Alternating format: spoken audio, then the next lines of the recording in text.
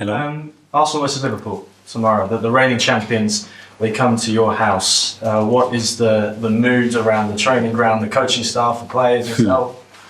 Obviously, very excited. A massive game against obviously the champions of the last Premier League, and yeah, we have a point to prove.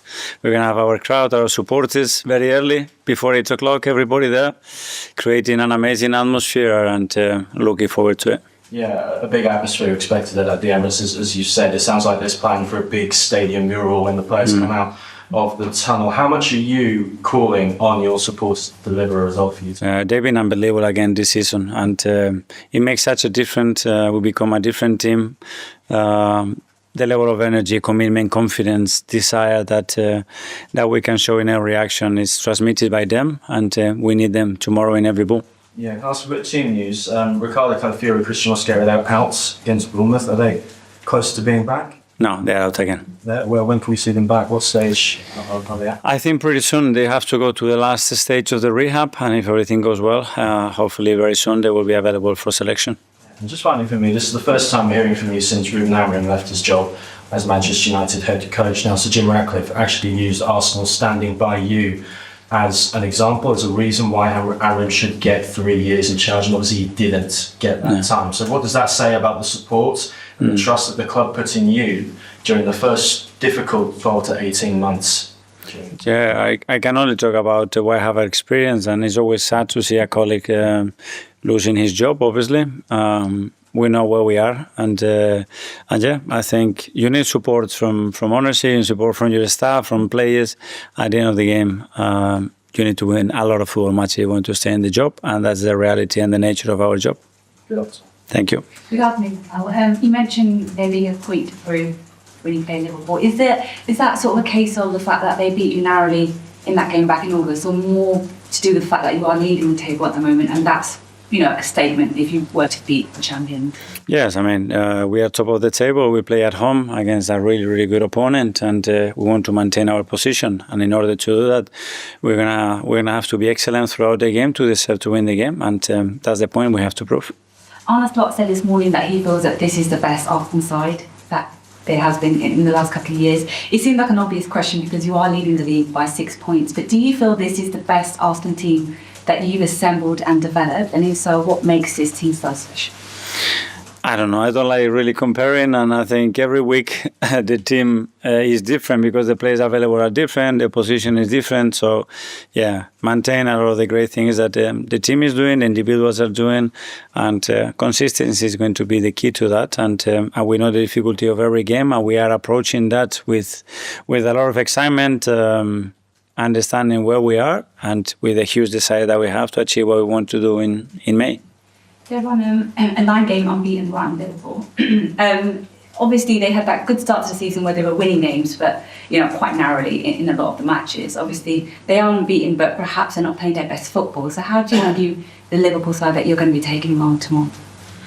Well, the margins, I think, for all of us are very small. We always talk about that, and yeah, they have a great manager. They have a sensational structure, understanding what they have to do in relation to the players that they select tomorrow in the lineup. They can play in different ways because at the end, those will make them a little bit different and more specific to what we can expect tomorrow. And we have to be conscious of that and then focus on what we have to do.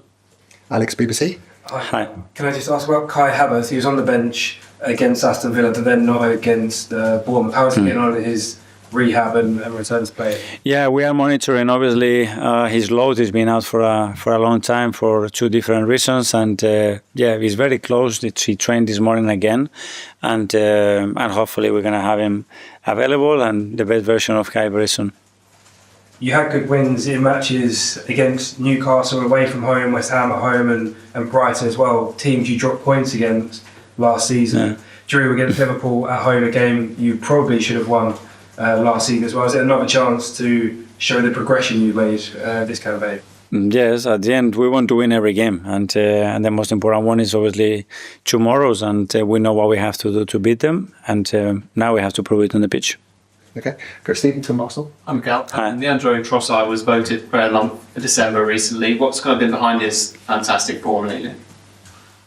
Well, first of all, I think I think his level of understanding and consistency. He's got ability, but the level of consistency he's showing this season in particular, I think has been exceptional. I think he's really clicking with the team in every aspect of the game, and is a player that provides something different to what we have. And you've spoken about the role that supporters will play tomorrow. What's that actually like when you've got such a huge crowd right behind you? Can you remember from your playing days what it actually feels like? There's nothing like it. I mean, you become a different player. Your emotional status is better, your energy level is better, your confidence is better. They thrive you to get actions with a lot of aggression, with a lot of determination, and that lifts the whole team. So that's what we have to provide tomorrow. Matt, Evening Standard. Hi. Considering how good Liverpool were last season and the signings they made in the summer, did you expect them to be your sort of main rivals in the title race? Well, yeah, but obviously that's on paper. But I still think that they are running a superb team, and what they've done as well. And you have to understand as well the context that they had with certain injuries and the difficulty of the league for all of us. But my opinion hasn't changed about them. And after that Anfield match, there was sort of a lot of talk about whether the team were too cautious to compete with Liverpool. Were you confident you'd always sort of prove that wrong over the course of the season? I don't know. We always prepare the games to beat them in the best possible manner, in the way that we believe is going to give us the best chance to do that. Perfect. Hi, Mikel. Hi. Right at the start of this press conference, you just said you feel like there's a point to prove. So I was just wondering what that point is in your head. We can go again and again. I mean, every week we have a point to prove. We had it a few days ago against Bournemouth after a great win against Villa, and it's going to continue like that till May. And we know that because once we are in the position that we are in, we want to maintain and extend the lead that we have. And in order to do that, our level of determination and desire has to be with that mindset. In terms of maintaining that through, I guess, weeks where you're playing every 3 days, how do you keep, I guess, everyone, not just players but staff, on that kind of goal, if that makes sense? Well, we all want it that much that that's what is driving everybody, and that's the superb quality that we have within the club, staff and players especially, because we know what it's going to take to achieve what we want. And this is maybe a bit of a random one, but I noticed that Martin Zubimendi, Martin Odegaard and Declan Rice were all born within 2 months of each other. Mm-hmm. And I was wondering, with those three, when they play, they all seem to gel quite well. And I was wondering if their ages... So they started to connect since their birth, yeah? But how you... Let me investigate about that, and I can come back to you in a few weeks. Yeah, but how do you see them, I guess, as a trio, both on and off? Well, it's a great point. So maybe it's something that we have to think about. It's very clear and obvious that they click, they understand each other really well, they complement each other exceptionally well, and that's something that we believe that we could achieve before we brought them together, and now they are doing it. James, again. Mikel, Amorim and Maresca have both left their jobs after speaking about the sort of frustrations with the head coach model. You were hired here, obviously, as head coach, and then you became manager. And I know every club's different, but for you, what difference did that make going from head coach to manager?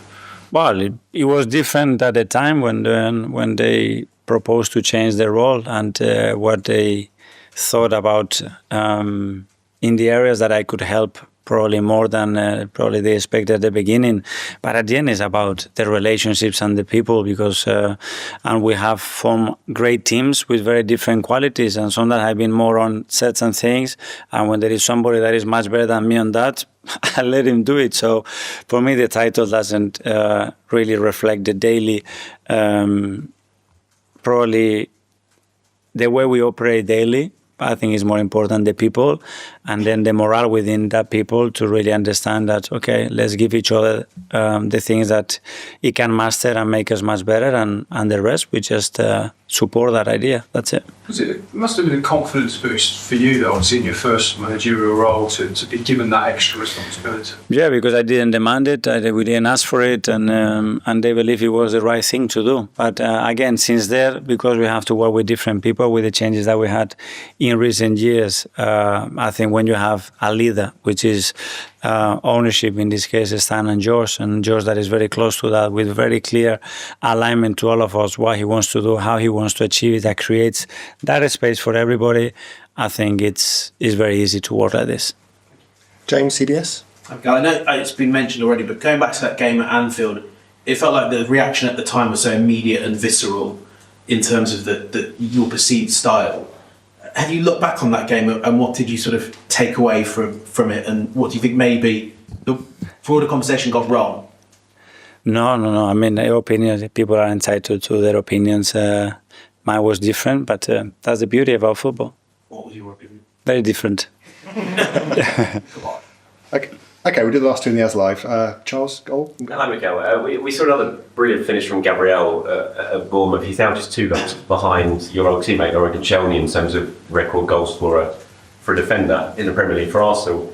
I'm sure you expect him to break that record pretty soon, probably, the way he scores that. What is it that do you think that sets him apart from pretty much all other defenders at the moment when it comes to the art of goal scoring in the opposition box? Desire to score, and then the amount of work that he puts in, and attention and detail to get himself in the best possible positions to do that and to execute what the game and especially certain actions are going to demand of him. You saw Pierre Nketiah. He seems to have really sort of settled in now and adapted and stepped up in Ricardo's absence. So how impressed have you been with his way he's adapted to the Premier League, especially after missing out early on through injury? Very impressed, because obviously he came very, very late in the market without pre-season after a surgery as well. So, yeah, I mean, it's been immense. I mean, for everything that we ask him to do, he's fulfilled that in various roles as well. So, yeah, I think it's been a big boost for the team and another step in terms of what he can bring to the team. Phil from PM, all that. Hi. This group of players have got more points than the Invincibles managed after 20 games, more points, more goals. Obviously, you've been here a long time as a player and as a manager. Do you think that this group that you have is as good as the Invincibles, if not better? No, because the Invincibles won a lot, and they won consistently, and they created a history and legacy, and we have to do that.